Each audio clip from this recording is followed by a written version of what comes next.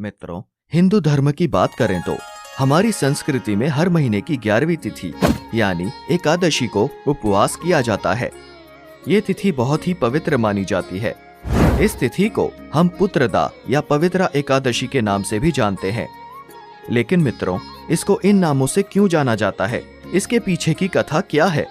अगर आप ये नहीं जानते हैं तो कोई बात नहीं, ये वीडियो आखिरी तक देखें और सुने, क्योंकि इस कथा को पढ़ने तथा इसको सुनने से मनुष्य के सभी पाप नष्ट हो जाते हैं और इस लोक में संतान सुख और परलोक में स्वर्ग की प्राप्ति होती है।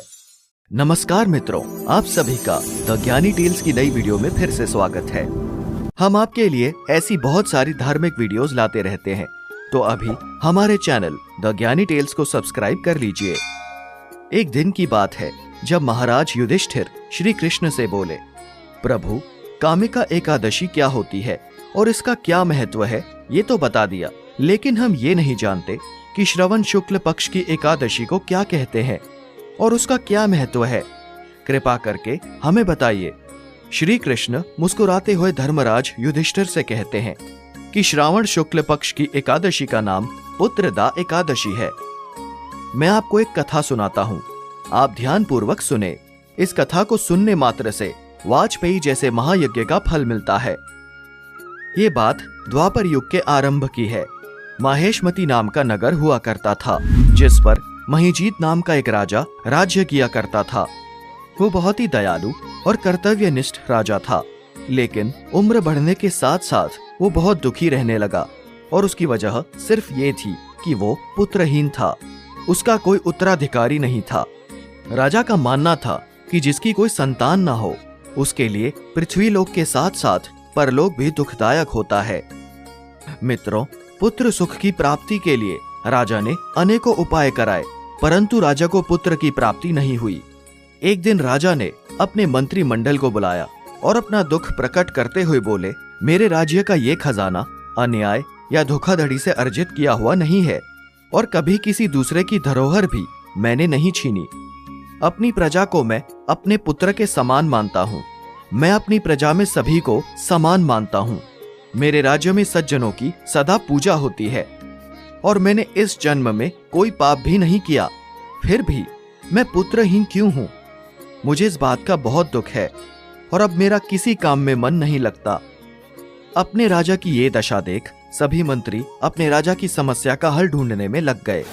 एक मंत्री अपने कुछ लोगों के साथ जंगल की ओर आ गया और बड़े बड़े ऋषि मुनियों से मिलने लगा। राजा की उत्तम कामना की पूर्ति के लिए किसी श्रेष्ठ तपस्वी को देखते हुए वो सब एक आश्रम में पहुंच गए। वहां उन्होंने एक धर्मात्मा ऋषि को ध्यान मुद्रा में बैठे हुए देखा। वो सब बहुत हैरान थे, क्योंकि वो ऋषि कोई साधारण ऋषि नहीं थे, बल्कि समस्त शास्त्रों के ज्ञाता महात्मा लोमेश मुनि थे। वो सब वहीं बैठ गए और कुछ समय पश्चात जब ऋषि ने उन लोगों को बैठे हुए देखा तो वो मुनि ने पूछा कि आप लोग किस कारण यहाँ आए हैं? मुझे बताइए निसंदेह, मैं आप लोगों की सहायता जरूर करूंगा। इस धरती पर मेरा जन्म केवल दूसरों के उपकार के लिए ही हुआ है। लोमेश ऋषि के ऐसे वचन सुनकर मंत्री बोले, हे महर्षि, आप तो हमारी बात जानते ही हैं, क्योंकि आप तो ब्रह्मा से भी अधिक समर्थ रखते हैं, अतः आप हमारे इस संदेह को दूर कीजिए। महर्षि, हमारे नगर का राजा एक धर्मात्मा राजा है। वो अपनी प्रजा का पुत्र समान पालन करता है, फिर भी वो पुत्रहीन है, जिसके कारण वो बहुत दुखी रहता है। अपने राजा को दुखी देख हम भी बहुत दुखी रहते हैं। कृपा करके हमारा मार्गदर्शन कीजिए। अब आप ही हमारा ये संकट दूर कर सकते हैं, क्योंकि महान पुरुषों के दर्शन मात्र से ही अनेकों कष्ट दूर हो जाते हैं। आप कृपा करके राजा के पुत्र होने का उपाय बताइए। ये बात सुनकर लोमेश ऋषि अपनी आंखें बंद करके ध्यान में जाते हैं और राजा के पूर्व जन्म को जानकर ये बताते हैं कि राजा पूर्व जन्म में एक निर्धन वैश्य था। निर्धन होने की वजह से कई बुरे कर्म किया करता था।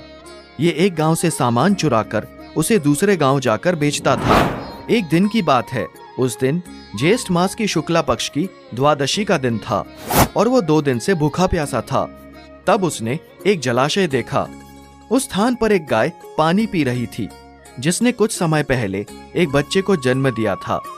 राजा ने उस प्यासी गाय को जलाशय से दूर भगा दिया और स्वयं जल पीने लगा। मित्रों, एकादशी के दिन भूखा रहने की वजह से उसे राजयोग मिला और प्यासी गाय को जलाशय से हटाने के लिए उसे पुत्र वियोग का दुख सहना पड़ रहा है।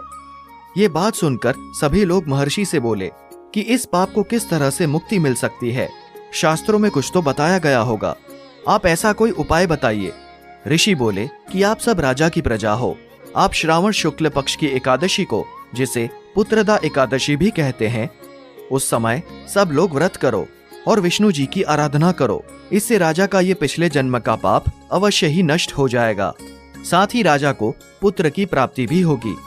लोमेश ऋषि की ऐसी वाणी सुनकर वो सभी अपने राज्य वापस लौट आए और जब श्रावण शुक्ल पक्ष की एकादशी आई तो ऋषि की आज्ञा के अनुसार सबने राजा सहित पुत्रदा एकादशी का व्रत रखा और फिर विष्णु जी की आराधना की। इसके पश्चात ही द्वादशी के दिन इसके पुण्य का फल राजा को मिला और रानी ने गर्भ धारण किया और 9 महीने पूरे होने के बाद रानी ने एक तेजस्वी बेटे को जन्म दिया। इसलिए धर्मराज युधिष्ठिर इस श्रावण शुक्ल पक्ष की एकादशी को पुत्रदा कहते हैं। अतः संतान सुख की इच्छा हासिल करने वाले इस व्रत को अवश्य करें। इस कथा को पढ़ने तथा इसके महत्व को सुनने से मनुष्य के सभी पाप नष्ट हो जाते हैं और इस लोक में संतान सुख और परलोक में स्वर्ग की प्राप्ति होती है। तो मित्रों, ये थी पुत्रदा या पवित्रा एकादशी की कथा। आपको ये कथा कैसी लगी कमेंट बॉक्स में जरूर बताएं और ऐसी और कथाओं के लिए हमारे चैनल द ज्ञानी टेल्स को अवश्य सब्सक्राइब करें। धन्यवाद।